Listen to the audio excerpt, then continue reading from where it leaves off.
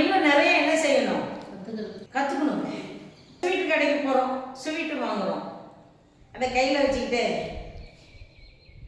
நீ நல்லா இருப்பியா, இனிப்பாக இருப்பியா, டேஸ்டாக இருப்பியா அப்படின்னு நம்ம அதை பார்த்துக்கிட்டே நம்ம அதை கேட்குறோன்னு வச்சுக்கோங்க. எங்கள் மாஸ்டர் ஐயா உட்காந்துருக்காருல்ல, அவர் ஸ்வீட் கடைக்கு போனாருன்னா நான் போக மாட்டேன், மேலே எல்லாத்தையும் பார்ப்பாங்க. பார்த்துட்டு இது நல்லா இருக்கா அப்படின்னு பார்ப்பாங்க, கொஞ்சம் கொடு அப்படின்னு கேட்பாங்க. அவன் என்ன செய்வான், எடுத்து சாப்பிட்டு பாருங்க சார் அப்படின்னு கையில் கொடுப்பான். இவர் உடனே என்ன செய்வார், காரமாக இருந்தா அவரு சாப்பிடுவாரு, இனிப்பா இருந்தா என்கிட்ட கொடுப்பாரு. ஏன்னா எனக்கு சுகர் இல்லை.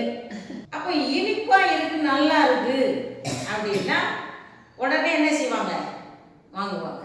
அதே மாதிரிதான் கர்த்தர் நல்லவர் என்பதை எப்போதுமே என்ன செய்யணுமா, ருசிக்கணும். ருசிக்க ருசிக்க ருசிக்க ருசிக்கத்தான் அவன் வாழ்க்கையில என்ன கிடைக்குமா, எல்லாமே கிடைக்கும்.